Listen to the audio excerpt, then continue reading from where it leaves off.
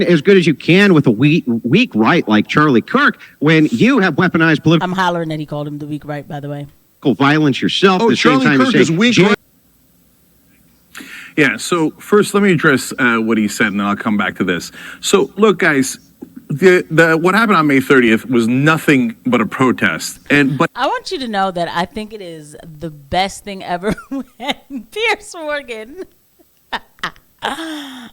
grabs his teacup and starts sipping off that, bro. I want to say that bish, but you know what I mean?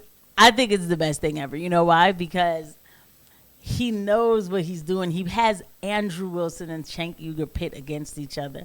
And all he's thinking is, this content is going to be fire. And it is. It is, guys. So let's go ahead and get right into it. But if they attack Secret Service guys, then they should be arrested. That's a violent crime. I'm principled on both of those things. Okay, so just as a context, you know what I mean, real quick context cleaner, what Cenk is talking about, because Andrew says to him, you don't care about political violence when it's on your side. And so this is him saying, because he was bringing up like BLM riots and, I didn't know that they rioted outside the White House when Donald Trump was elected president the first time. I never knew that. Like, where the hell was I at? Like, what? That just goes to show mainstream media did not make a big deal about that at all. I did not know that happened.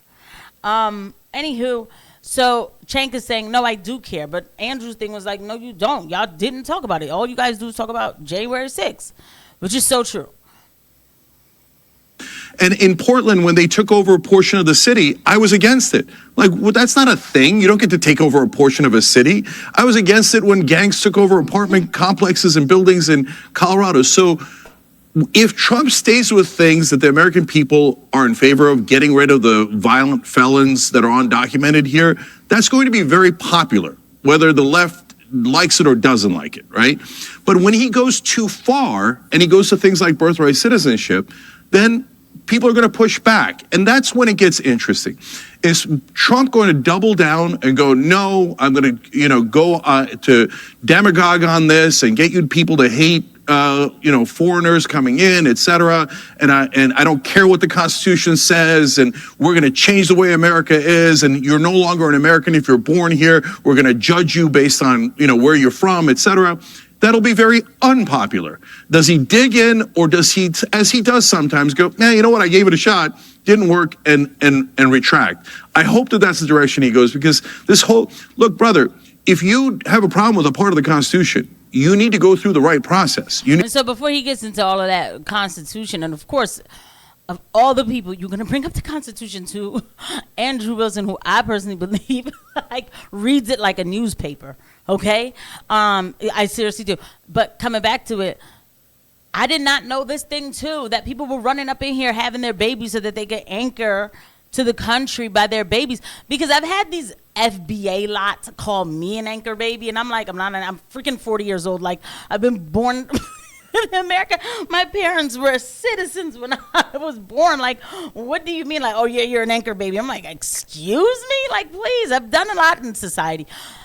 But I did not know that people were like, straight running up in here, getting, having their baby and saying like, boom, that's it. And then trying to leech and anchor to this country as much as possible. I did not know that. I really didn't. That is insane. By the way, guys, please don't forget to hit the like and subscribe button and the notification bell. Thank you to every eye that lands on these videos. You need to go and do an amendment. Like, I want to do an amendment to get money out of politics. But when Biden was in office, I didn't think he should just come in and go, forget what the Supreme Court said. Forget what the Constitution said. Let's go nuts and do whatever the hell we want. That's not how it works. Well, gee, I never thought about that. I didn't know that we were supposed to go through a process of law for these things, which is exactly what Trump is doing via his executive order, which then hopefully will get it in front of the Supreme Court, which looks like that's what the plan is. That's part of the legal process. By the way, just so you know, the interpretation of this, that's what we're really talking about, is the interpretation.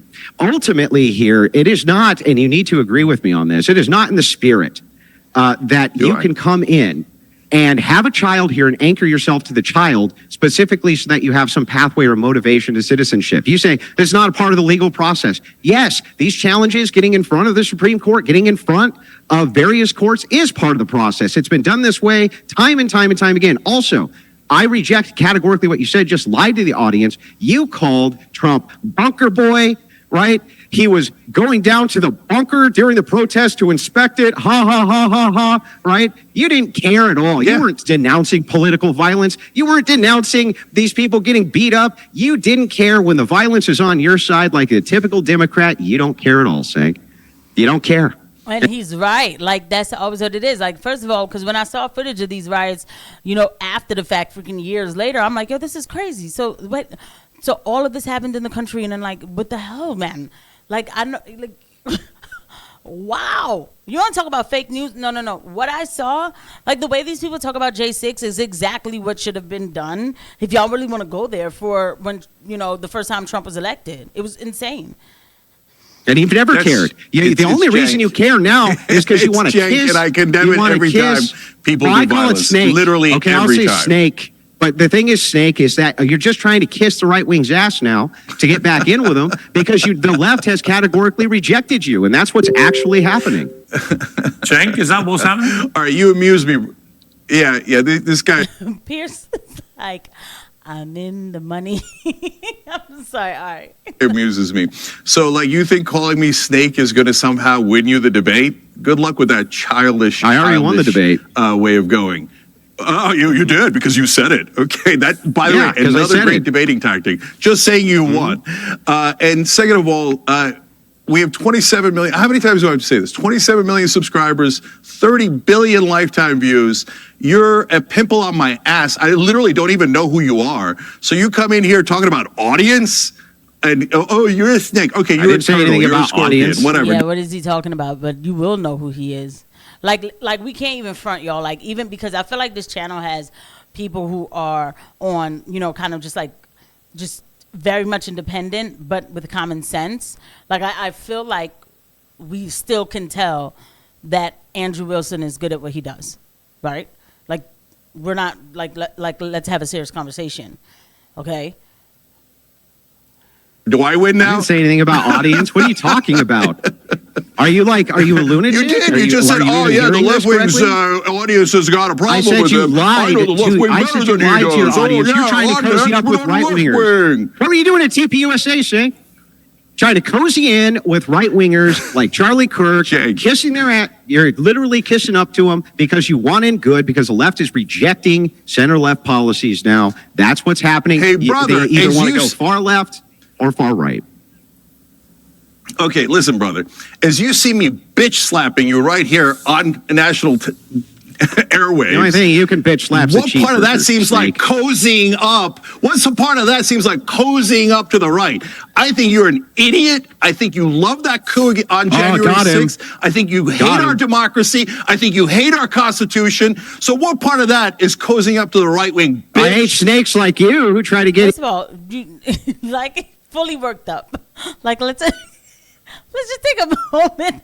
I can't, of all the people, it's Pierce Morgan who I think is, like, how are you like this? Like, he's just like, release them. And look at this smile. He's extra worked up. I know this face. He's 2 seconds from crying. He's already shaking inside that suit. In as good as you can with a weak right like Charlie Kirk when you have weaponized political. I'm hollering that he called him the weak right, by the way. Violence yourself. Oh, Charlie Kirk is weak right and you're strong right. At the same time, at the same time, you say, "Wait a second! I can't believe the J6ers couldn't. You didn't give a damn. You've never given a damn. We have your words on record. You flip flop. You're the biggest flip flopper on the left. You're known for it." People make fun of you for it because you move positions. You and Anna Kasparian both move positions like a tube of toothpaste. Trump! I love Trump! Oh, I love Trump so much. And all you care about is Trump derangement syndrome. All you have is Trump derangement syndrome. All right, let me try. TDS, always on display. Wait a minute. Time out. I gotta say one thing. You both made your feelings clear. How can you say that I'm cozying up to the right and say I have Trump derangement syndrome? All right. Make up your mind. You're a very poor thinker. We watched the entirety of his entire first term. You were Russia. He's a colluder. He's evil. He's this and that. And he flip-flopped on that position the second it was politically expedient. Okay. Now, let me just say that shout out to Andrew Wilson for what he said.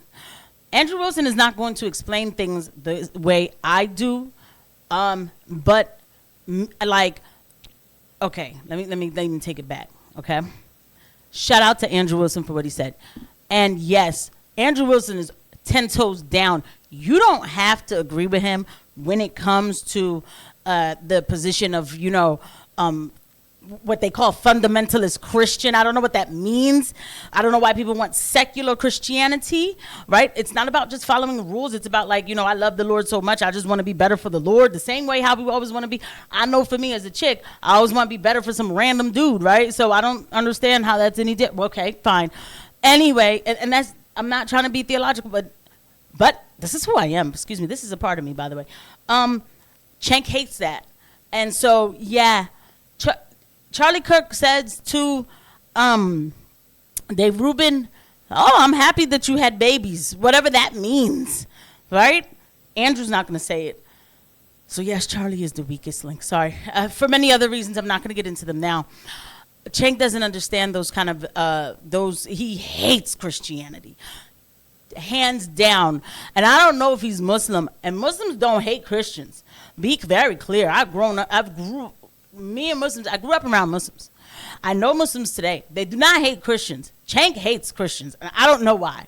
And if I ever met him, I would say it to him. And that's why he's giving him trying to come for him like that. He doesn't care because he lives for it, and he's making a lot of money off of it. I'll see you guys at the next one. Bye.